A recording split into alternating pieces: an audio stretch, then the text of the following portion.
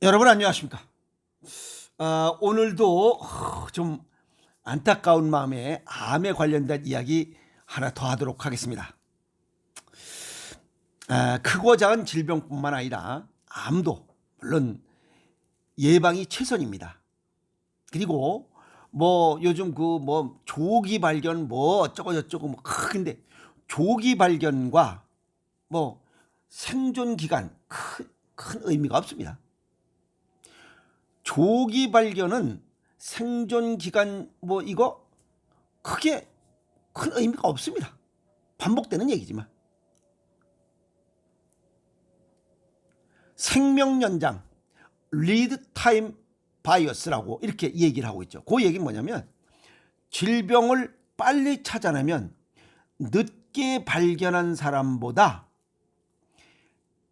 진단받은 후의 생존 기간이 늘어난다는 얘기입니다. 조금 생각해보면 그냥 맞다 이렇게 생각이 됩니다. 일본의 국립암연구센터 그 중앙병원에서 항암제가 참 많이 진보됐다. 아주 뭐 연구되고 좋아졌다. 그리고 좋은 신약도 개발됐다. 그래서 전이암의 생존 기간이 획기적으로 늘어났다. 어쨌든 암이 퍼졌어도 생존 기간이 늘어났다. 이렇게 선전하고 있었다는 거예요. 그런데 30년 전에 지금부터 30년 전에는 절제가 불가능한 전이성 대장암의 생존 기간은 6개월이었습니다. 당시에는 항암제가 딱 한 종류밖에 없었어요. 그런데 이제 15년 전부터 뭐 좋은 항암제가 막 여러 개 출시되고 뭐 일찍 찾기도 하고 뭐 출시가 되다 보니까 이게 전이성 대장암도 생존 기간이 24개월, 2년으로 증가돼요. 그러니까 이게 반년에서 6개월에서 생존 기간이 2년으로 증가됐다면 그냥 짱 좋아진 거죠.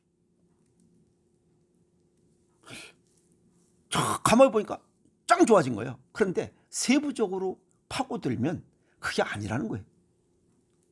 CT 검사나 초음파 검사 등이 보급된 이러한 것으로 인해서 암의 크기가 작을 때 벌써 찾아냈기 때문이라는 겁니다. 빨리 찾았으니 진단 후에 생존 기간이 긴 것은 당연한 거 아닌가요? 그런데 가만히 또 요거 쪼그려 앉아서 어찌 이런 일이 있나라고 또 고민을 해보면 대장암의 수명은 간 전이에 의해서 결정된다고 그랬죠. 80%가 차지되느냐 따라서 달라진다고 그랬잖아요. 자, 과거 30년 전에는 이 대장암을 손으로 촉진해서 약 8cm 정도 되면 그 암을 진단할 수 있었어요. 그때는 벌써 암이 8cm가 됐다면 이 암은 간암으로 전이된 후입니다. 그런데 1cm짜리가 8cm까지 이 크기가 확산되고 증가되는 그 시간이 약 18개월 정도 걸립니다. 1년 6개월 정도 돼요. 1cm짜리가 8cm 크기로 크는 시간이 약 18개월, 1년 8개월 정도. 1년 6개월 정도 걸리죠. 18개월이니까. 그러면 가만히 생각해보면 30년 전보다 18개월이나 빨리 간 전이를 찾을 수 있는 거잖아요. CT 검사나 초음파 검사를 통해서 8cm짜리보다 1cm일 때 폐암을 찾을 수 있었다는 거 아니에요. 즉 8cm가 돼서 간으로 전이된 후에 찾을 때는 그 대장암 환자는 간으로 전이되면서 6개월 내에 죽고, 그런데 이걸 1cm 정도 쬐꼼할 때 찾았으니 24개월에서 18개월을 빼면 6개월밖에 안 넘잖아요. 그러면 30년 전이나 똑같네요. 그냥 그래. 가만히 계산해 보면 아니 일찍 찾은 것이나 지금 늦게 찾은 것이나 큰 의미가 없잖아요.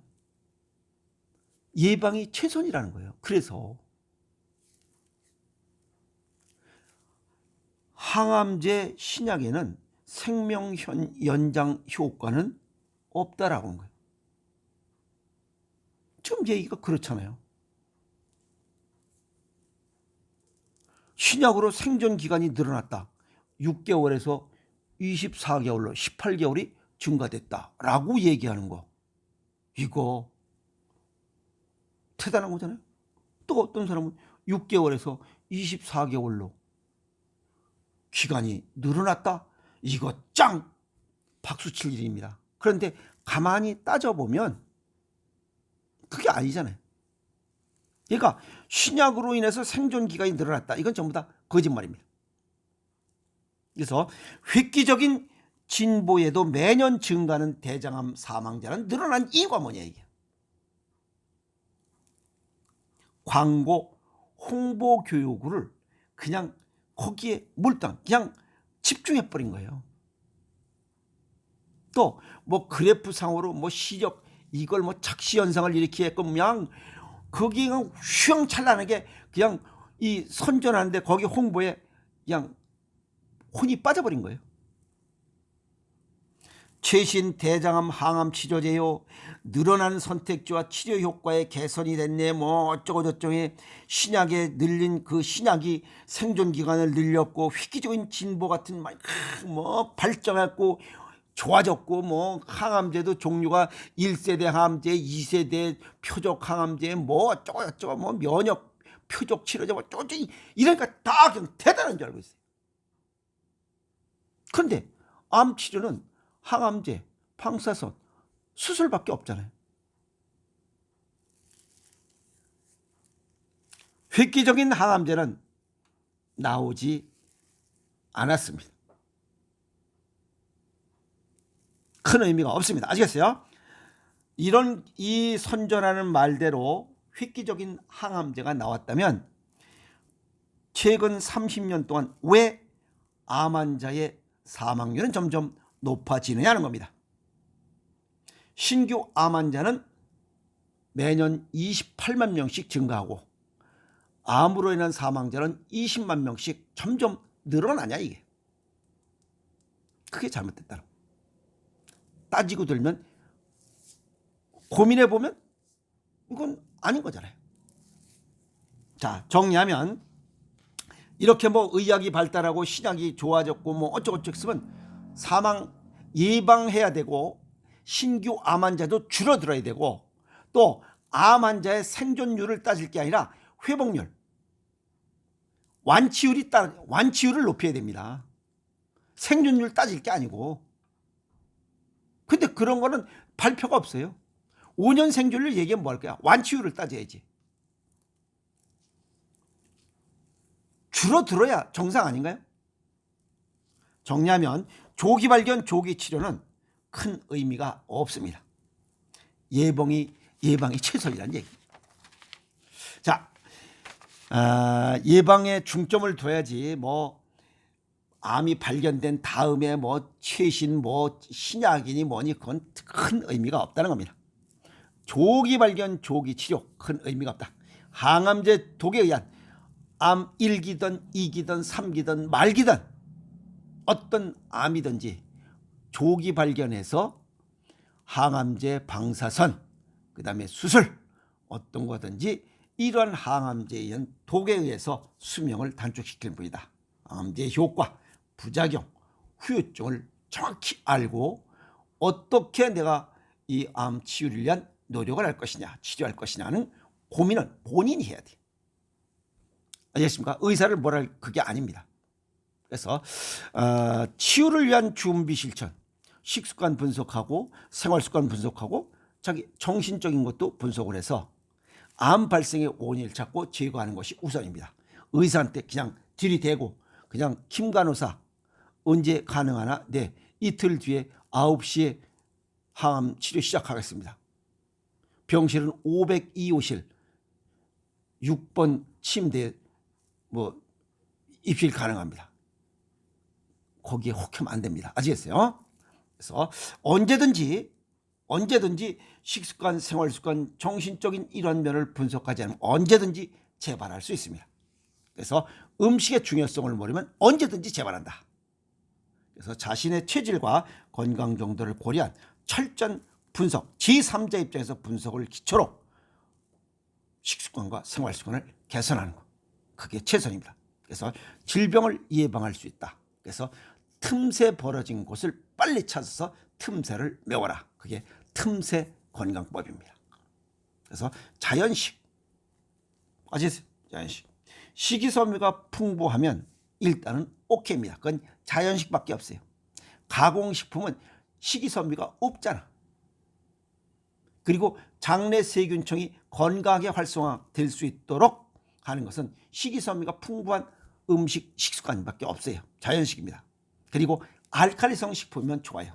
그럼 매콤하고 찝찝하고 바다에서 생산되는 미역, 톳, 파래 이런 음식도 굉장히 좋죠. 그러면 육지 식물인 경우에는 알칼리성은 소금 간을 한 이런 음식, 김장김치, 간장된장, 고추장, 짜치절 음식 이런 것이 대장암에 최고 좋은 보약이라는 얘기가 그 얘기입니다.